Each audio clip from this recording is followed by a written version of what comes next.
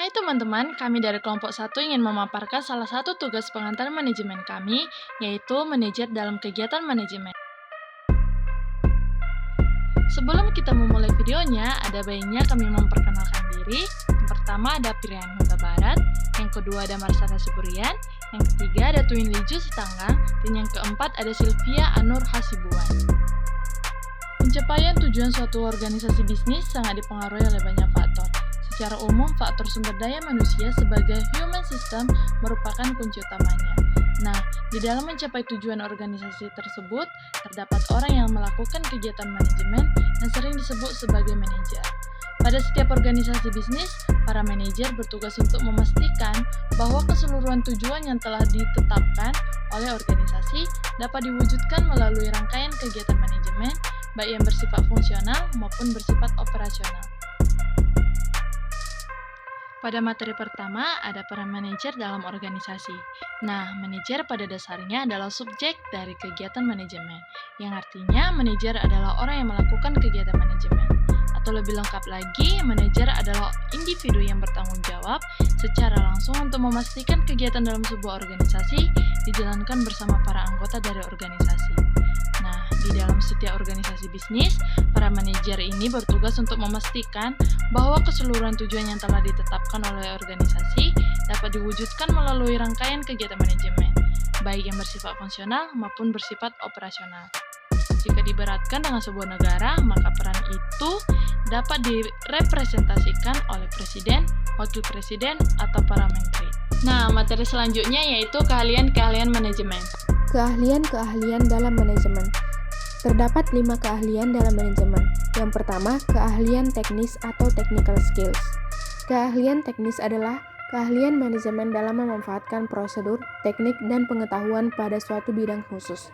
Yang kedua, keahlian berkomunikasi dan berinteraksi dengan masyarakat atau human relation skills, yaitu keahlian dalam memahami dan melakukan interaksi dengan berbagai jenis orang di masyarakat. Contohnya keahlian dalam bernegosiasi, memotivasi, dan meyakinkan orang. Yang ketiga, keahlian konseptual atau conceptual skills, yaitu keahlian dalam berpikir secara abstrak, sistematis, termasuk di dalamnya mendiagnosa dan menganalisis berbagai masalah dalam situasi yang berbeda-beda, bahkan keahlian untuk memprediksi masa yang akan datang. Yang keempat, keahlian dalam pengambilan keputusan atau decision making skills, yaitu keahlian untuk mengidentifikasi masalah sekaligus menawarkan berbagai alternatif solusi atas permasalahan yang dihadapi. Dan yang terakhir, keahlian dalam mengelola waktu atau time management skills, yaitu keahlian dalam memanfaatkan waktu secara efektif dan efisien. Untuk materi selanjutnya ada tingkatan-tingkatan manajemen. Tingkatan-tingkatan manajemen.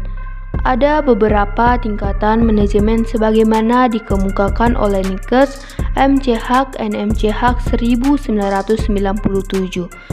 Tingkatan-tingkatan manajemen tersebut meliputi A. Manajemen tingkat puncak atau top manajemen, yang biasanya terdiri dari direktur utama, presiden direktur, atau wakil direktur. Untuk manajemen tingkat ini, keahlian yang terutama diperlukan adalah keahlian dalam hal konseptual, keahlian komunikasi, keahlian pengambilan keputusan, keahlian manajemen global, dan keahlian manajemen waktu. B. Manajemen tingkat menengah atau middle management, yang biasanya terdiri dari para manajer, kepala divisi atau departemen, atau kepala cabang. Untuk manajemen tingkat menengah ini, keahlian yang diperlukan diantaranya adalah keahlian konseptual, keahlian komunikasi, keahlian pengambilan keputusan, keahlian manajemen waktu, dan juga keahlian teknikal. C. Manajemen supervisi atau tingkat pertama atau supervisory or first line management, yang biasanya terdiri dari para supervisi, ketua kelompok, dan lain sebagainya. Di antara keahlian yang terutama perlu dimiliki adalah keahlian komunikasi, keahlian pengambilan keputusan, keahlian manajemen waktu, dan keahlian teknikal. D.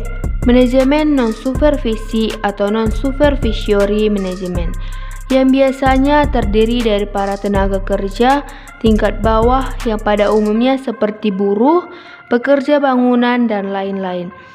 Keahlian yang terutama perlu dimiliki dalam level ini adalah keahlian teknikal, keahlian komunikasi, dan keahlian manajemen waktu. Ditunjukkan tingkatan-tingkatan manajemen melalui gambar segitiga, di mana manajemen tingkat puncak berada di bagian paling atas dan manajemen non-supervisi berada di bagian paling bawah dari segitiga tersebut. Hal ini menunjukkan bahwa manajemen tingkat puncak secara jumlah adalah yang paling sedikit dari sebuah organisasi, akan tetapi merupakan penanggung jawab tertinggi di sebuah organisasi.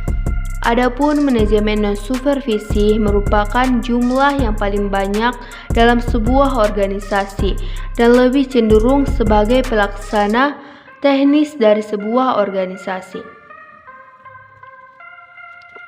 Pada praktiknya, beberapa keahlian manajemen yang sangat beragam berdasarkan tingkatan-tingkatan manajemennya sangat bersifat relatif dan tergantung kepada budaya organisasi bisnis yang dijalankan.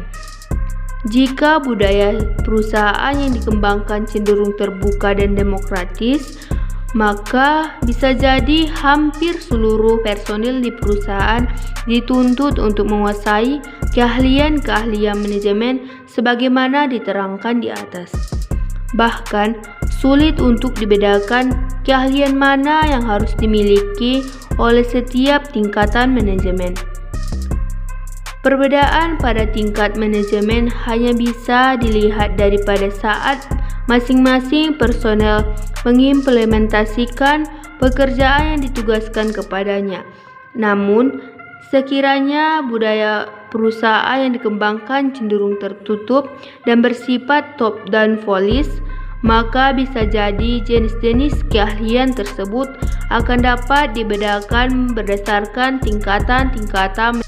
Pembahasan selanjutnya adalah manajemen sebagai seni dan sains. Manajemen sebagai seni dan sains.